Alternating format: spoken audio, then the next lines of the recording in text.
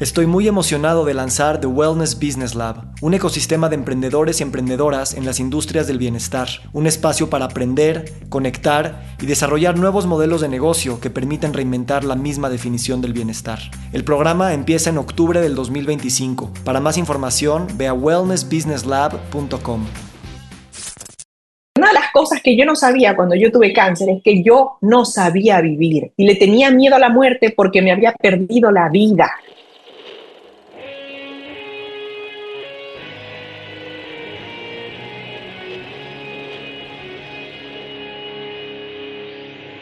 Bienvenidos a Volver al Futuro Podcast, donde platicamos con las mentes que nos impulsan a crear el nuevo paradigma de salud y bienestar, conducido por Víctor Sadia.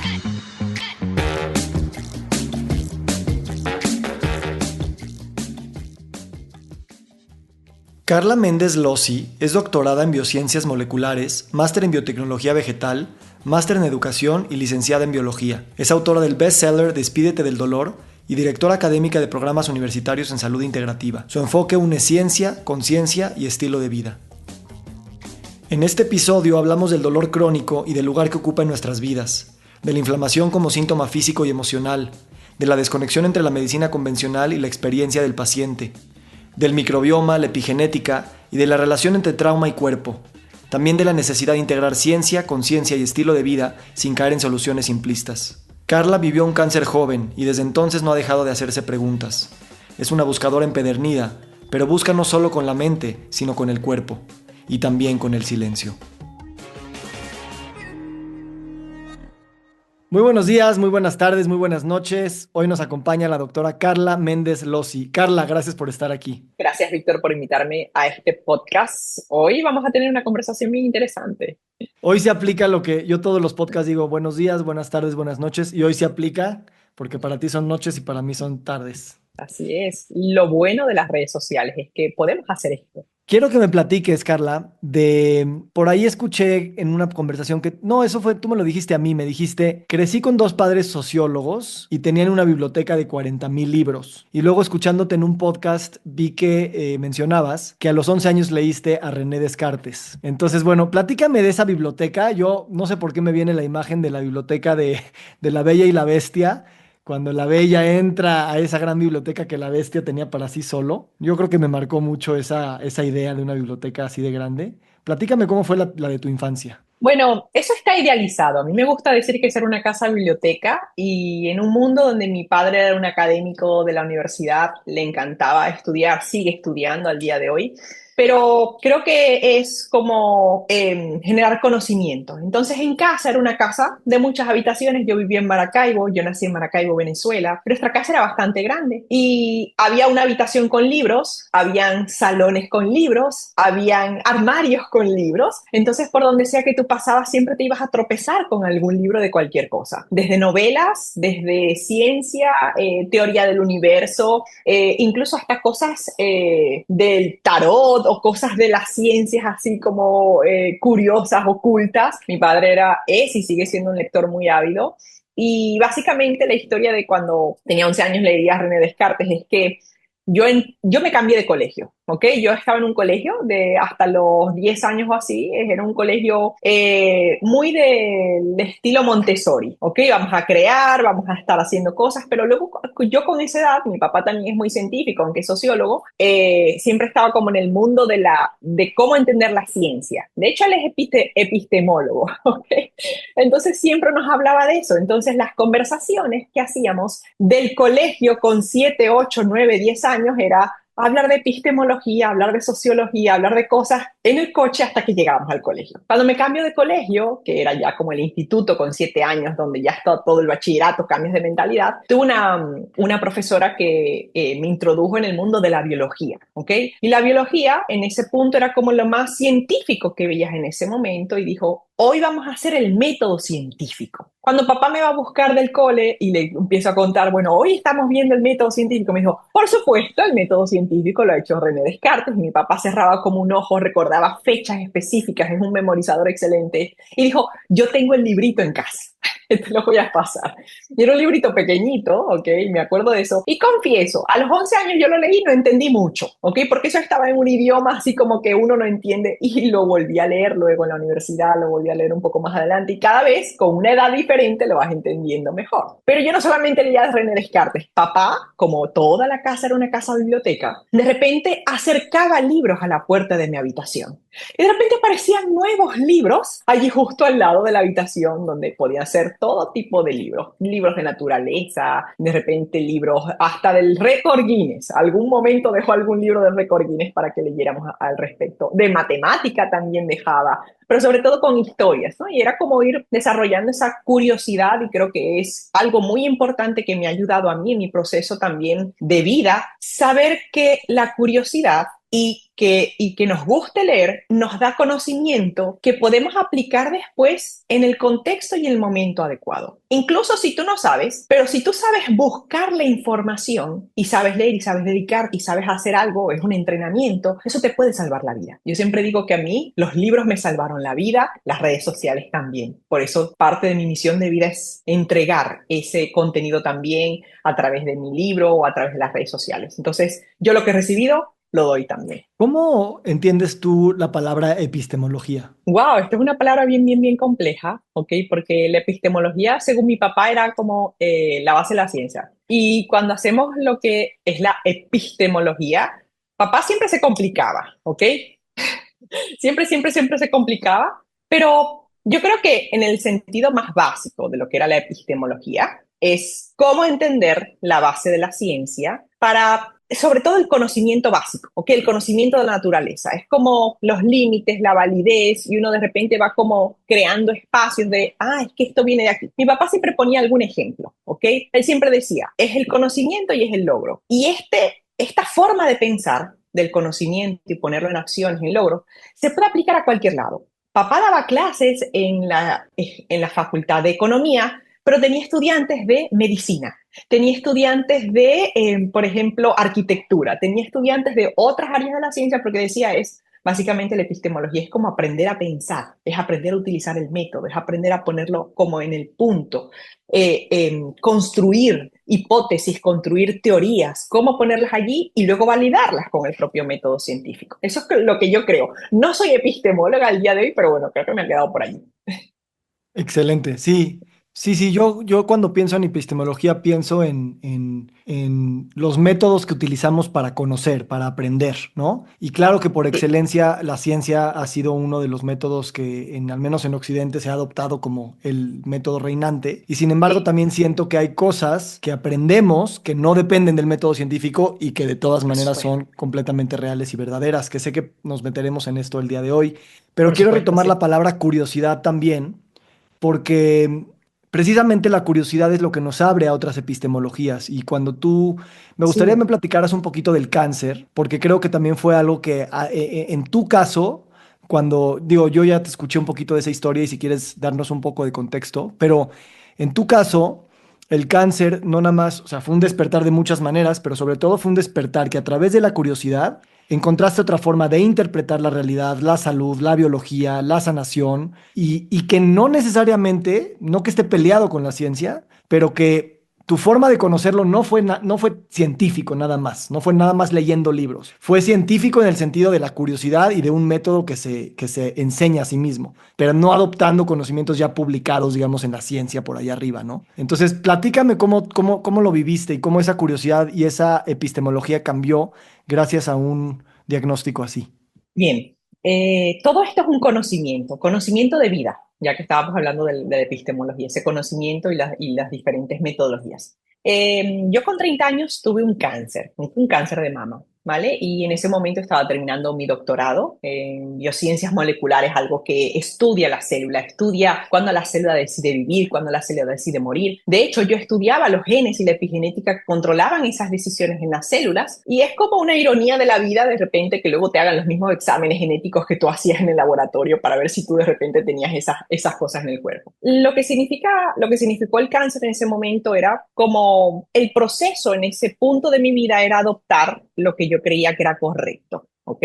Yo en ese momento quería correcto todo lo que mi médico me decía. Y para mí fue la única opción y estoy segura que eso me salvó la vida, ¿ok? Yo atravesé por un proceso de una cirugía, atravesé por un proceso de quimioterapia, atravesé por un proceso de radioterapia largo, de inyecciones durante año y medio, muchas pastillas y luego hormonoterapia. Un año bastante intenso en el cual hasta donde mi cuerpo pudo soportarlo estuvo bien hasta que no pudo más. Entonces mi cuerpo quedó en una toxicidad tan alta que hubo un día donde yo no me pude levantar de la cama, no podía mover las manos, tenía deterioro cognitivo, no podía recordar los nombres, caras de personas, todo mi sistema digestivo había quedado destrozado. Y de repente te empiezas a plantear, el tratamiento que hice me salvó la vida, pero me la quitó al mismo tiempo, porque esto no tiene ninguna calidad de vida, te cuesta levantarte, te cuesta cepillarte el cabello, te cuesta de repente ir a bañarte, y donde igual tu marido te dice, aunque sea vamos a bajar 2, 3 minutos y caminamos algo, pero a mí todos los dedos de los pies me dolían, la cadera me dolía, los ojos me dolían, la cabeza me dolía, podía incluso hasta pasar 3 días sin dormir. Entonces quedé con un cuerpo tan tóxico y ante esto yo voy a mi médico, que yo confiaba, o sea, confío y no digo que no haya hecho algo mal en ese punto, pero cuando alguien va con un cuerpo tan destrozado, no te puedes encontrar con la solución de acostúmbrate a vivir con dolor, tómate esta pastilla y las pastillas no funcionaban ya. Yo hay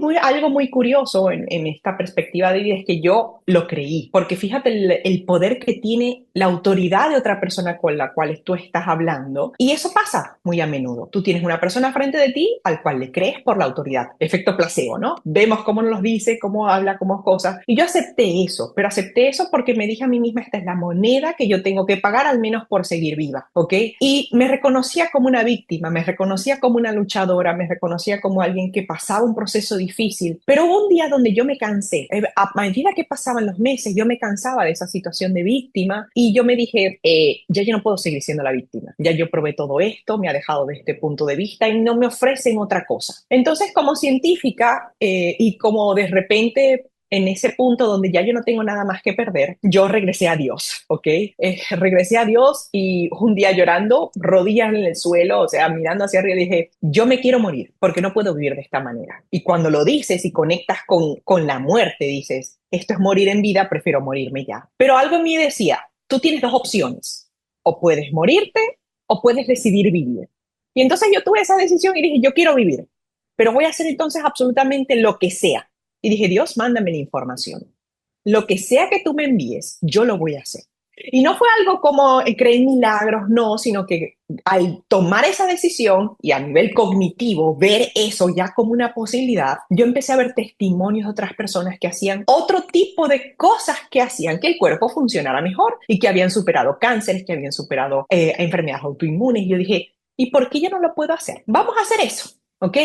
Y esa información, de hecho, no fue muy mística al principio, aunque la petición sí fue divina, no fue muy mística, decía. Nosotros tenemos grandes cosas que cambiar, como decía el doctor Joe Dispenza. Tú cambias tu alimentación, cambias tu movimiento y cambias tus emociones. En medio de eso, tú también puedes cambiar de amigos, puedes cambiar de trabajo, puedes cambiar de misión de vida. Pero ¿sabes qué es lo más fácil? Cambiar tu plato, porque ahí nadie va a opinar, nadie. Entonces yo dije, bueno, yo puedo cambiar mi plato y encontré una información científica muy interesante, no solamente a través de testimonios, sino información científica muy interesante que decía, la microbiota come plantas. Todos los estudios científicos que dicen que si comes más plantas estás más saludable. Hay menos no sé cuánto aquí, menos no sé cuánto allá, menos aterosclerosis, enfermedades autoinmunes. Y dije, bueno, si esto funciona para eso, algo puede funcionar en mi cuerpo de reparación celular. De hecho, toda la evidencia científica que encontraba era moléculas antiinflamatorias, anticancerígenas, antivirales en las plantas. Y dije, pues no tengo otra cosa que decir, vamos a probar, porque eso también es el método científico, vamos a probar la hipótesis, ok, vamos a probar. Y yo dije, vamos a hacerlo. Y me voy a plantear hacerlo durante 10 días. 10 días de un cambio muy radical es difícil para alguien que tiene un chip donde te dicen no hagas nada. Yo cuando estaba en el hospital es de las peores comidas que he visto que se le puede dar a un paciente. Ahí hay gaseosas, ahí hay tartas, ahí hay mayonesas allí procesados, hay pan blanco, o sea, jamás vi una pieza de fruta. Al día de hoy se dice que la glucosa da cáncer, pero la glucosa procesada es la gaseosa y jamás la de la fruta. Entonces, fíjate, hay una incoherencia. La molécula no es lo mismo que el alimento. Yo me planteé hacer la alimentación y a los 10 días de ese cambio de alimentación radical, donde hice un protocolo de hidratación, empecé a comer los zumos verdes, empecé a tomar más frutas, más verduras, eliminé todo tipo de producto animal y mi cuerpo dijo, sí, a los 10 días yo tenía 80% menos del dolor crónico en las articulaciones. Un síntoma. Yo tenía muchos, pero ese fue el gran, y dices, wow, son solamente 10 días. Y lo más curioso, Víctor, es que yo me di cuenta de eso porque a mí se me olvidó que yo tenía dolor. A medida que fueron pasando los días, mi cuerpo estaba menos inflamado, se me olvidó y me invitaron a hacer una escalada. En ese trabajo que yo tenía en ese momento, me invitaron a hacer como una reunión de escalar una pared. Y yo en mi mente dije, yo voy a ir, aunque no haga nada, yo voy a ir. Pero cuando yo fui, yo hice todo el circuito. Y cuando terminé el circuito, dije, yo hice un circuito y no me dolió el cuerpo. Me toqué el cuerpo y me dije, me duele muy poco, algo estoy haciendo bien. Y dije, wow, ¿y qué tal si yo lo hago 10 días más? Cuando pasaron 10 días más me empecé a sentir mejor. 10 días más, un mes más, 2 meses más, se fueron yendo los síntomas. Empecé a dormir mejor, empecé a soñar, empecé a tener como mi digestión, la piel, muchas cosas, dermatitis, sarpullidos, se fueron yendo. El cabello me empezó a salir muchísimo mejor, los ojos no me dolían. Dije, aquí es el camino. Pero una cosa que entendí con el tiempo es que un cuerpo tóxico no te permite sentir ni liberar las emociones tóxicas. Una mente que está bloqueada porque el sistema digestivo no funciona, que es el segundo cerebro, y te está mandando señales de inflamación, tú vas a estar ansiosa. Entonces yo solamente cuando pude limpiar el cuerpo un poco, fue que entonces toda la mística, toda la parte energética empezó a tener sentido de decir, ahora sí puedo trabajar mi emoción, ahora sí puedo trabajar la manifestación, ahora sí puedo creer que sí puedo sanar. Nada más necesité como un impulso para poder seguir adelante. Y a partir de allí empezó otro camino que yo sigo generando, que es no solamente es la alimentación, es el alma, es el espíritu, es el propósito de vida y muchas más cosas. Me encanta, Carla. Siento que, si te fijas, o sea, si analizamos en cómo describimos las cosas o cómo las acabas de describir, como si el tema del movimiento y la nutrición no fueran también emociones. Dices, primero desintoxico un poco el cuerpo para trabajar las emociones. Y es porque yo creo que también en nuestro lenguaje seguimos pensando que está separado. O sea, pero la alimentación es emocional, el movimiento es emocional, la emoción es también nutrición, la emoción, o sea, no hay tal separación, no hay tal separación. Y creo que eso, o sea, no tenemos todavía el lenguaje para decir, o sea, claro, no tenemos el lenguaje para decir, pues trabajé todos los cuerpos, el emocional, el físico, al mismo tiempo, porque es el mismo cuerpo, no es porque se trabajaron juntos y porque tienen puentes y porque se platican, es el mismo, ¿no? Totalmente. Víctor, y aquí hubo una cosa muy interesante, porque cuando yo tomé la decisión de si morirme o vivir, yo tuve que crear algo por lo cual levantarme de la cama y hacer el esfuerzo. Entonces, una de las cosas, fíjate que tú estás diciendo el movimiento, yo amo bailar. Bailar para mí es un tipo de lenguaje que hace que mi alma, por decirlo de alguna manera, mi cuerpo vibre. Y yo una de las cosas que más sentía tristeza, pero que más sentía ilusión de volver a retomar. Entonces yo me hice una promesa, que si yo me recuperaba, ¿ok? Yo volvería a bailar porque yo quería bailar. Entonces, eso fue uno de los grandes motivos. La gente dice, no, es que yo quiero estar con mi hija, yo quiero estar no sé cuánto, yo quiero bajar, pero para mí era salir de la cama y bailar, ponerme una salsa, una bachata, un merengue, un lo que sea, mover el cuerpo para mí ya era algo. Y tienes mucha razón, porque tenemos un cuerpo que lo es todo, siempre es todo, pero como yo le digo a mis seguidoras, mis clientas, mi tribu, yo para poderme mover, al menos necesito mover la articulación. Y para que la articulación se pueda mover, necesito que al menos me duela poquito. Para que me duela poquito, necesito creer que puedo sanar también eso. Entonces es como se engranan tanto que se enseña de forma tradicional el método como separado para que la gente le encuentre coherencia, pero luego sabes que es todo absolutamente. Es todo al mismo tiempo, siempre. Y la energía de las personas y la energía de donde tú estás. Yo hubo algo muy curioso y lo quiero contar aquí. Yo estaba en la Asociación contra el Cáncer de España e iba a las reuniones, pero cuando yo decidí vivir y dije, ya yo no soy esa persona que tiene cáncer, sino que me identifico con una persona que está sana, yo dejé de ir a las reuniones de asociación porque eran personas, mujeres que llevaban 15, 20 años solamente hablando de la muerte, solamente hablando del tratamiento que no funciona. Y yo digo, no hay risa, no hay ilusión, no hay nada por lo cual vivir, solamente la identidad es la enfermedad. Yo digo, ya yo no soy esa persona. Y me imaginé a mí misma en ese punto, no solamente bailando, sino la visualización de quién voy a ser en el futuro. Para quien me escuche que tengo una enfermedad, un cáncer, no podemos construir un futuro si no lo imaginamos. Y el futuro que te imaginas es lo que te haga feliz. De aquí a 5 años, de aquí a 10 años, de aquí a 15. Entonces, yo dejé de ir a las charlas de la muerte, como llamaba yo, y empecé a generar charlas de la vida, donde yo me ilusionara, donde yo sentía que podía vivir. Genuinamente yo no creo que podemos, o sea, tal vez sí sobrevivir, pero vivir sin bailar. O sea, realmente es como una necesidad primordial, ¿sabes? Es una Y necesidad, tribal. exacto. Entonces, es una lástima, ¿no? Como que en el significado social, en el mejor de los casos, es como pues una expresión artística y en movimiento. En el peor de los casos se vuelve como un lujo, ¿no? Que pues solo los que tienen tiempo se pueden dar.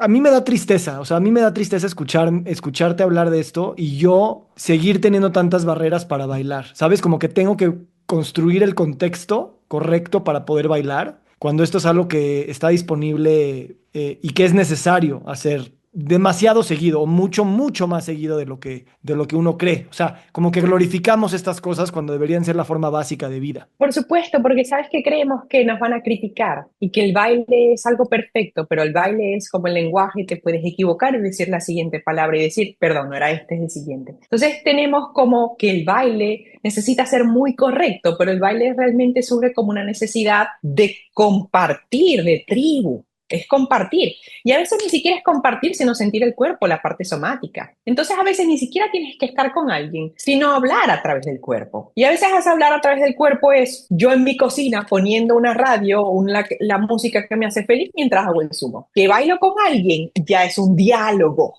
¿Ok? Ya es un diálogo, pero primero comienza la conversación con uno, sabiendo que no hay mejor dicho que diga, baila como si nadie te estuviese viendo a sí mismo. Porque incluso al que baila mal, entre comillas, si lo hace con disfrute, le da exactamente igual y se ve la sonrisa que tiene esa persona. Y dice, lo está haciendo fatal, pero se está divirtiendo. Ese era el objetivo, de hecho, de bailar. Sí, y mira, yo me dedico mucho a pensar en estos temas sistémicos de enfermedad, ¿no? En ese contexto de que toda la enfermedad del suelo, la enfermedad de las personas y la enfermedad del colectivo, pues es complejo de entender porque hay muchísimas cosas, ¿no? Y sin embargo, pareciera de repente que estas eh, facultades tribales que tenemos, como bailar, como abrazar, como besar, como gritar, como brincar, precisamente se quedan en el mundo tribal, en el sentido peyorativo del término, cuando tal vez son las mejores herramientas, ni siquiera para entender estas causas sistémicas de la enfermedad global, sino de contrarrestarlas sin demasiada comprensión, ¿no? O sea, ¿qué diría Descartes y qué decimos los herederos de Descartes cuando todo lo queremos solucionar desde la mente, la comprensión y el método? Lo cual está increíble y me encanta, pero no nos estamos encarnando en una ciencia de cuerpo, ¿no? En una ciencia de baile, en una ciencia de movimiento y de abrazo. Y ahorita lo digo con un tono nostálgico, porque sí, de repente digo, es que es es muy obvio, ¿no? Y como dices, no es parte de lo que aceptamos como decoroso y como deseable en nuestra vida, eh, de nuestra vida productiva, familiar, etcétera. Completamente, Víctor, por favor, es que tenemos tantas creencias de lo que debe ser correcto y incorrecto en nuestra sociedad, que eso incluso es lo que nos vuelve limitados en la expansión. Entonces, aquí hay una cosa muy interesante que es cuando uno practica ciertas emociones, otras dejan de existir. ¿Ok? Porque incluso cuando trabajamos a nivel sistémico, hablamos de la sistémica familiar, constelaciones familiares, la vergüenza surge, porque muchas veces es que tengo vergüenza hacerlo mal, tengo vergüenza que me critiquen, pero la vergüenza surge incluso de me van a excluir de mi propia tribu. Cuando, por ejemplo, las otras expresiones que estamos intentando hacer es integrar en la tribu. Entonces, de repente hay como dicotomías que se van generando, polaridades que se van generando, que son incoherentes entre ellas. Porque de repente surgen expresiones para ser parte del grupo y uno tiene vergüenza de hacerlos para no ser excluido. Entonces, fíjate allí, otra cosa que yo suelo decir es que uno no va a hablar el mismo lenguaje. Y yo pongo el ejemplo de mi marido. Mi marido y yo que de repente tenemos 10 años de casado y nos conocemos de hace 20 años. Nos conocimos con 19, ¿ok? Y mi marido es músico. Y yo siempre he sido bailarina. Yo, de hecho, cuando nos conocíamos, mi hermana mayor es bailarina de ballet clásico, yo hacía ballet, hacía todo tipo de bailes, y lo sigo haciendo, pero con menos intensidad. Pero mi marido es músico. Él decía, claro, es que los músicos no bailamos. Y yo digo, claro, yo cuando voy a un concierto, la información que entra para mí, la música es bailable, pero él cuando va a un concierto disfruta el sonido, la nota, cuándo entra, cuándo sale, cómo se mueven los instrumentos. Entonces, claro, estamos viendo dos realidades de una misma cosa. Y eso también tenemos que aceptarlo, que cada uno va a ver una realidad diferente, pero que sigue siendo la misma cosa. Yo lo hago para bailar, él hace para escuchar la música. Y otra persona lo verá como algo tan metódico de decir, el sonido entró en el momento correcto, hizo no sé cuánto y no sé cuánto, la voz me generó algo emocional, porque puede ser algo que sea también como muy emocional, pero sigue siendo lo mismo, visto desde puntos de vista diferentes. El error es creer que uno tiene la verdad. Sí, sí, y gracias por esta aclaración. Tal vez a lo que quiero profundizar en esto, que gracias a tu comentario, es que tal vez no es el hecho de si escoges bailar o escuchar la música, cada quien tiene, sino el permiso que nos damos para hacer todo como si fuera este disfrute que yo siento cuando bailo y tu marido siente cuando escuche música. El permiso que nos damos para hacerlo mientras grabo este podcast. Yo, por ejemplo, ahorita estoy pensando, ando un poquito preocupado por las ventas del Congreso porque sentimos que todos van en orden, pero yo me empiezo como a mentalizar esto y digo, estoy entrando en esa frecuencia donde no estoy bailando, ¿sabes? Y entonces el objetivo se me olvidó. El objetivo siempre es bailar, manifestar esa salud desde ese baile, yo pensando que lo que tengo que pensar primero es que se vende ese boleto, ¿no? Y entonces es una cosa bien sutil, ¿no? Y bueno, ahorita me la estás recordando. Y es una cosa tan sutil que yo practico todos los días. Yo también soy empresaria, ¿ok? Y en uno de los tantos mentores que he tenido, que tiene que ver con la emoción de lo que atraemos, porque todo es una vibración. Mi marido no solamente es músico, sino que es físico. Entonces hay unas conversaciones bien interesantes entre una bióloga y un físico de lo que es la energía, ¿ok? O de lo que es la vida en general. Llevamos 20 años hablando de esas cosas, con cada fase diferente. Pero lo cierto es que todo lo que nos rodea es energía y esa energía es vibración. Entonces, el pensamiento también es una vibración que luego se traduce en una emoción que se traduce en una acción y esa acción repetida en el tiempo se traduce en un estilo de cómo se hacen las cosas, un hábito, un patrón. Entonces, uno de mis mentores me dijo en algún momento, si tú tienes miedo, tú vas a vibrar con el miedo. Tú tienes miedo, vas a vibrar con el miedo. Si tú tienes ilusión, vas a vibrar con la ilusión. Y una de las meditaciones que yo hago casi semanalmente, al menos un par de veces, no se trata de, por ejemplo, de lo que vendes, sino se trata de lo que te haría sentir lo que ya quisieras haber logrado. Entonces, a mí me dicen, es que no es el Ferrari, es lo que te hace sentir estar en el Ferrari. Y entonces uno lo que atrae es la emoción de estar conduciendo el Ferrari y no los millones o lo que sean los miles de euros que cuesta el Ferrari. No se trata del viaje, se trata de qué va a generar para ti cuando tú de repente veas la foto y digas, es que esto es lo que genera para mí ese recuerdo, ¿no? El viaje tal cual, el vuelo, lo que sea. Entonces allí todas las personas que nosotros, por ejemplo, en una empresa, en una sanación, en cualquier cosa que estemos haciendo en nuestra vida es, ¿qué va a significar si yo lo logro? Muchas teorías psicológicas dicen que nosotros estamos condicionados para lo peor, para ser catastrofistas, para poder solucionar el problema. Pero ¿y qué tal si nos empezamos a imaginar que no había ningún problema y que empezamos a vibrar entonces en ¿y qué tal si lo logro? ¿Qué tal si lo logro? Entonces me empiezan a aparecer todas las cosas que me hacen lograrlo, ¿ok? Bueno, empiezan a aparecer tal cual como yo le dije al universo, yo quiero vivir, envía la información, me envió la alimentación, me envió la emoción, me envió el mentor, porque ya yo lo que estaba era vibrando en eso. Si hubiese seguido en la Asociación contra el Cáncer solamente hablando de la muerte, no hubiese nada más hablando de la muerte, de la enfermedad. Entonces es como, ¿a qué vibramos? ¿A qué vibramos? A la gratitud, al amor, a la compasión, a la libertad. Y te digo algo, no es fácil, hay que practicarlo todos los días. Seguramente los monjes lo podrán vivir en el momento, pero como nosotros practicamos es el catastrofismo y no la libertad y el amor y la gratitud, nos tenemos que poner en nuestra materia de estudio diario, practicar la emoción de abundancia, de gratitud, de amor, la vibración, la vibración, la vibración, la vibración. Se queda uno como que bien, todo es posible. Víctor, yo no sé si tú, no sé qué edad tienes, yo tengo 38 en este momento, 2025, pero existe esta película que se llama Harry Potter, ¿ok? ¿Vale? Y en Harry Potter hay muchas cosas que no puede decir, Víctor, pero había una de estas películas, no sé si era la 5, creo que era la 5, donde había una poción mágica que se llamaba Felix Felicis, ¿ok? Donde ellos estaban jugando con pociones y decía que si tú te la tomabas, en el momento que la tomaras, todo iba a ser posible. Y sucede en ese momento, dices, ¿cómo te lo vas a tomar y va a ser todo posible? Pero es realmente generar la coherencia de que si yo creo que es posible, puede que sea posible. Claro. Claro, me encanta y más allá de las palabras que estás diciendo es la vibración la que llega y la que cambia este campo, ¿no? Hablando de lenguajes, también creo que hoy, afortunadamente, la ciencia está mostrando, tú lo dijiste, hace poco dijiste, la siguiente frontera de la biología es la mente. ¿No? No el cerebro, la mente, el significado, el símbolo, la narrativa, ¿no? Y cómo esto, pues le podemos poner la palabra que queramos, ¿no? Los Joe Dispenzas lo llaman de una manera, los Tony Robbins los llaman de otra manera, los psiconeuroinmunoendocrinólogos le llaman de otra manera, pero a final de cuentas están apuntando a este tema otra vez, de que el símbolo, lo etéreo, el agradecimiento, las emociones de abundancia, pues viven en el cuerpo. Y cuando el cuerpo está también en esas emociones, entonces el cuerpo también se transforma.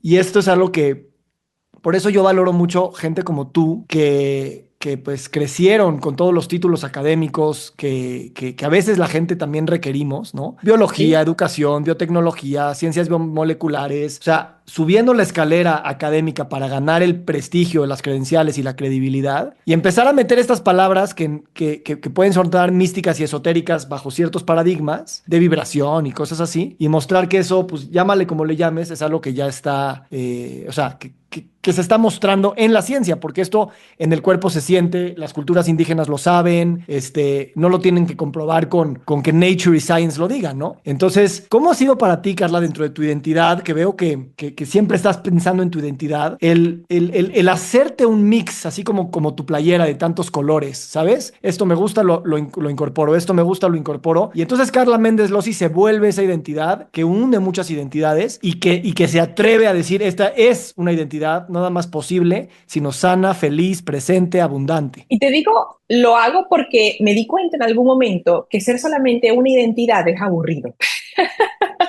Porque seguimos pensando que solamente existe un canal y somos multicanales. De lo mismo que estudia la programación neurolingüística, que alguien es visual, alguien es auditivo, alguien es sinestésico, ¿ok? Existimos muchos canales. Entonces es como inconcebible, tanto como lo dice la física, que exista solamente una explicación de todo, incluso del universo. Hay tantas formas de cómo explicar algo, incluso el átomo, incluso la energía. Y en este momento de repente no tenemos la tecnología para poderlo decir, pero sí es cierto, como bióloga molecular, a mí lo más fascinante es cómo entonces la energía se transforma. Porque de repente tú, en un sitio, escuchas a alguien reírse y a ti se te contagia esa risa. Dices, ¿por qué a mí me contagia la risa? De repente, si eres una persona muy empática, ves llorar a alguien y sientes de repente una compasión, sientes algo, ¿no? Y uno de mis mentores, tengo varios, ¿ok? Que me han enseñado a vivir. Porque una de las cosas que yo no sabía cuando yo tuve cáncer es que yo no sabía vivir y le tenía miedo a la muerte porque me había perdido la vida. Y yo se lo digo a la mayoría de mis clientes, tenemos miedo a la muerte porque no estamos viviendo la vida que queremos, tenemos miedo. Y cuando ya tú le ves la cara a la muerte y dices, ¿para qué yo voy a seguir pensando que me voy a morir si yo he decidido vivir de forma consciente? Y este mentor me dijo, Carla, es que el problema no es que tú te sientas mal, que te sientas con el duelo, que te sientas enojada, que tengas vergüenza. El problema es que no les das el espacio para que vivan, porque todas las emociones son buenas. Todas las emociones nos generan un pensamiento que nos hace tener una acción. El miedo viene para hacernos hacer algo. La vergüenza viene a hacernos un espejo de algo que de repente surgió cuando éramos pequeños. Todas las emociones son buenas. El asunto es encontrar el balance. Yo en mis masterclasses que doy a mis clientas, yo les hago hacer como una revisión global. Hay emociones bajas y hay emociones elevadas. Todas son buenas, pero ¿cuál es tu porcentaje? ¿Tú estás enojada, triste, frustrada? ¿Cuánto porcentaje al día y cuántas veces practicas estar feliz, consciente, agradecida, abundante? Y me dicen, uff, yo estoy un 90% con esas emociones bajas y un 10%. Ayer yo estaba en una masterclass con mis clientes, les dije, ya hoy, 9 de la noche, ¿ya alguien se rió? ¿Ya tú practicaste la risa como una terapia? No el llanto solamente, la risa. Me dicen, nah, el 90% me dijo que no se habían reído. Entonces dices, ¿cómo algo que está tan a la mano, que es sentir? Porque se trata de sentir el duelo cuando hay que sentirlo. Se trata de sentir la rabia, se trata de sentir el amor y la gratitud de forma balanceada.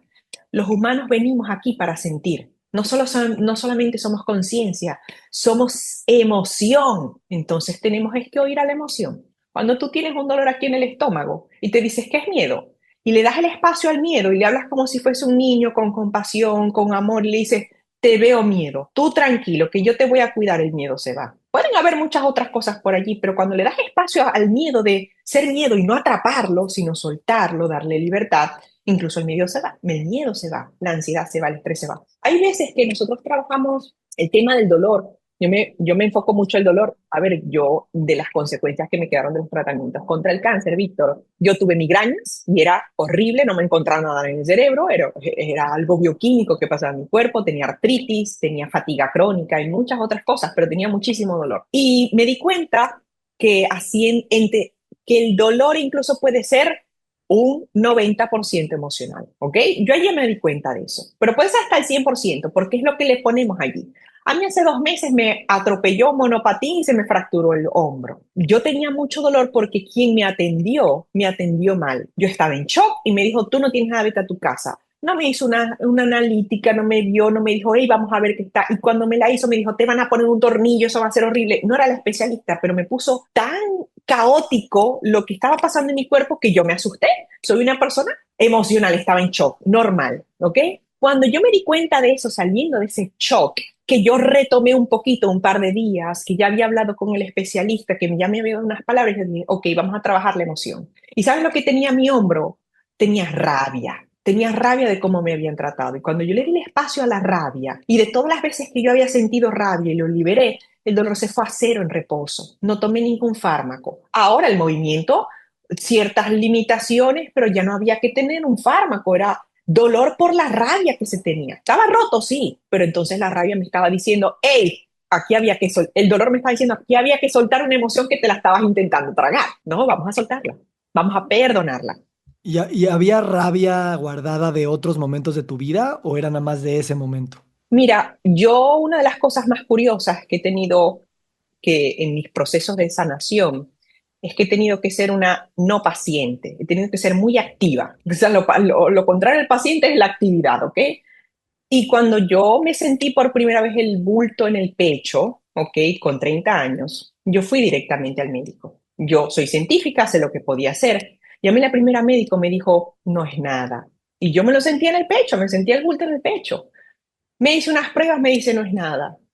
Algo en mi intuición me decía, tienes que llegar al último. Fui al siguiente médico, me dijo, no es nada. Fui al tercer médico, me dijo, te lo estás inventando. Fui al cuarto médico y me dijo, no creo que tengas nada, eres demasiado joven, no hay antecedentes, tus analíticas están maravillosas, tú tienes prácticamente una vida buena, no tienes nada. Yo rogué de rabia en un consultorio en el cuarto médico, hazme la prueba, una biopsia, un no sé cuánto, no sé cuánto, no sé cuánto, porque tuve que armarme de valor, armar un caso clínico para poder hablar con palabras médicas con el propio médico y que no existiera duda lo que tenía que hacer.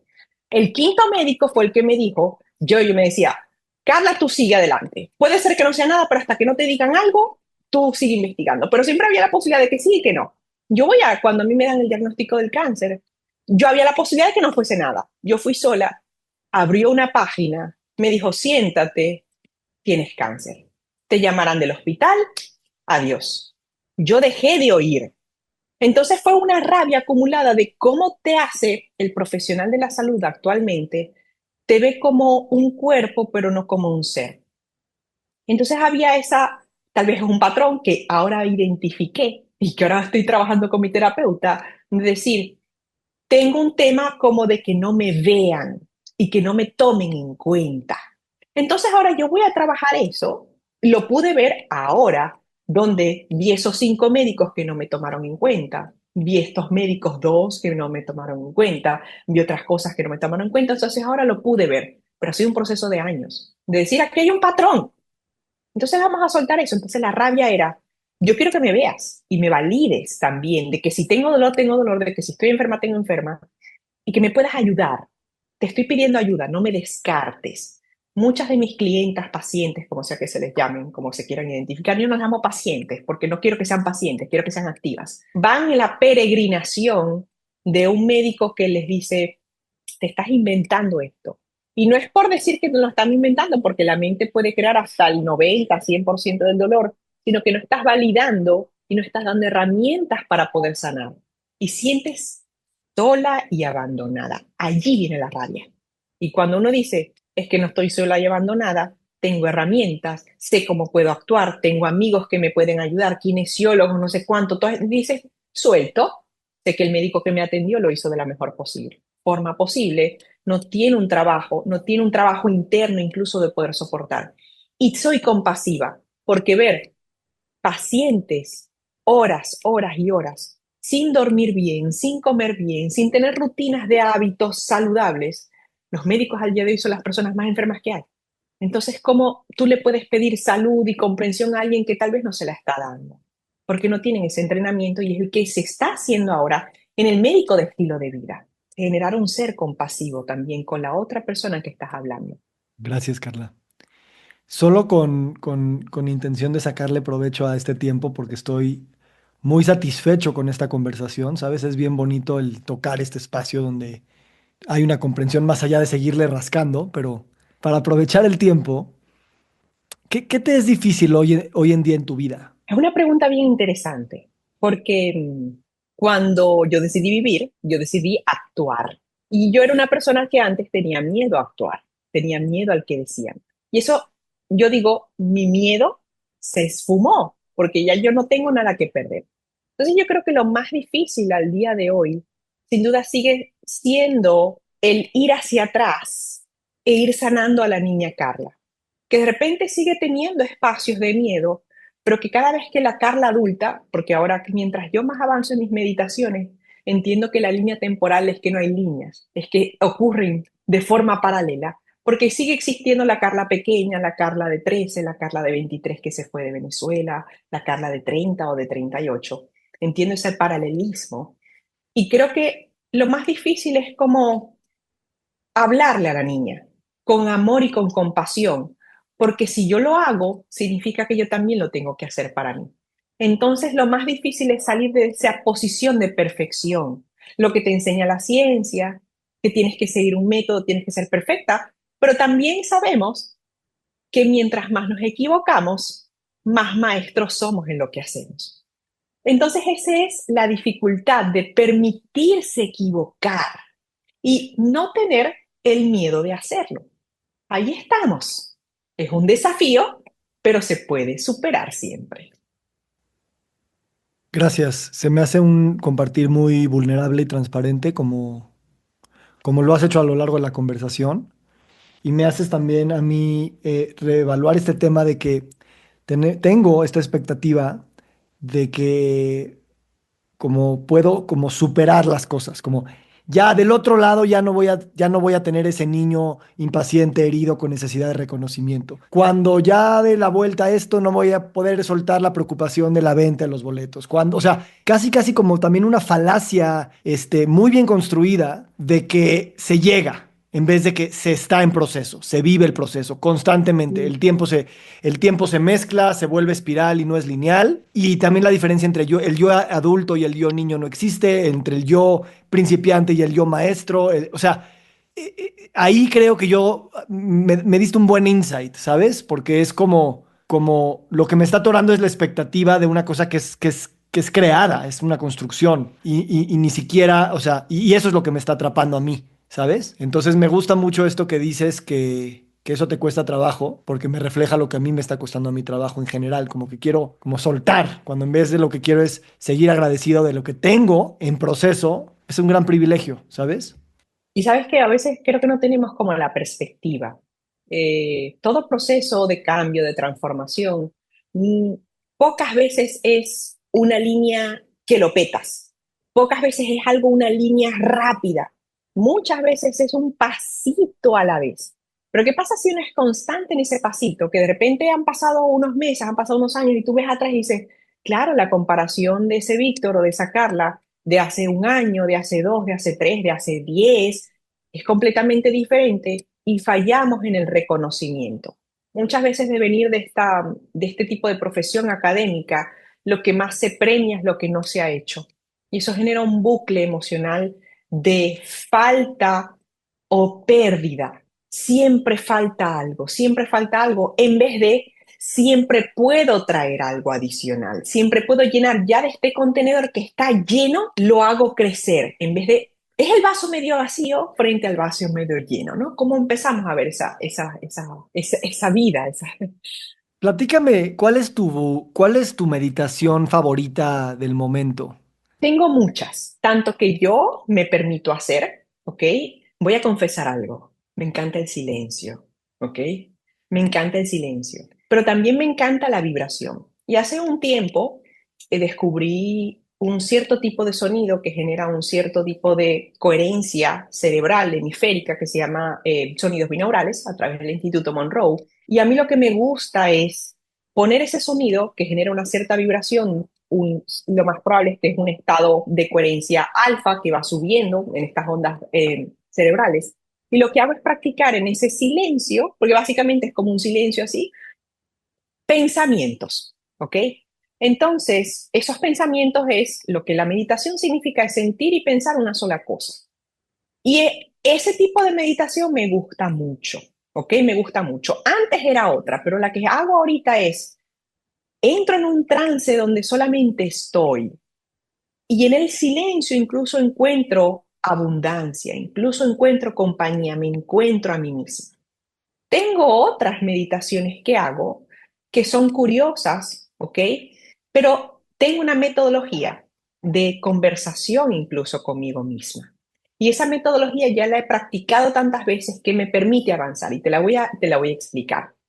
Yo esa metodología que hago tiene varias cosas que son somáticas, cognitivas y emocionales. Estoy intentando utilizar el cuerpo para generar una meditación porque el estado de meditación es generar un pensamiento y una coherencia. Entonces lo que hago primero es respirar, activar nervio vago y centrarme en los 5 sentidos. Incluso nada más estar presente en los 5 sentidos ya es un tipo de meditación hermosa. Luego lo siguiente que yo hago es algo muy mental, muy cognitivo. Me permito explorar como una conversación de algo que me molesta, por ejemplo. Porque yo siempre digo, si tú quieres traer flores, primero tienes que sacar la mierda de dentro que está, ¿ok?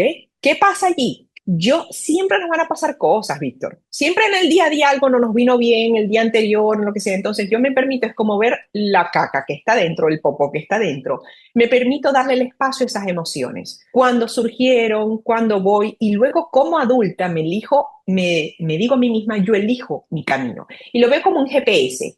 Yo, aunque estoy aquí, elijo esto. Entonces mi corteza prefrontal, todo mi sistema activador reticular ya sabe hacia dónde llegar allí, ¿vale? Entonces yo elijo y luego me empiezo a sentir como si ya eso me hubiese dado una lección de vida. Cuando ya yo estoy en esa lección de vida que ya yo sé que quiero lograr, yo empiezo a vibrar y a sentir con gratitud. ¿Qué hago yo? Recuerdo momentos de mi vida donde me he sentido agradecida. Y yo no te digo que hay que sentir muchos momentos de tu vida, sino nada más tienes que encontrar un recuerdo lo suficientemente poderoso para que te haga generar la bioquímica en el cuerpo. Yo tengo un recuerdo que me hace sentir muy agradecida y que te lo comento aquí. Para mí, ver el amanecer es precioso. Me conecta con la vida. Yo cada vez que puedo me levanto temprano, veo el amanecer y me siento profundamente conectada con el universo, con Dios. Eso me hace sentir muy agradecida. Luego tengo un recuerdo de amor que me hace acordar un día con mi sobrina en un estado de, estábamos en el agua, jugando en un atardecer, yo sentí amor por estar jugando con ella y ella conecta emocionalmente y me dice, tía, tú me amas. Yo estaba pensando en ese momento y dije, estábamos hablando el mismo idioma y ella lo sintió.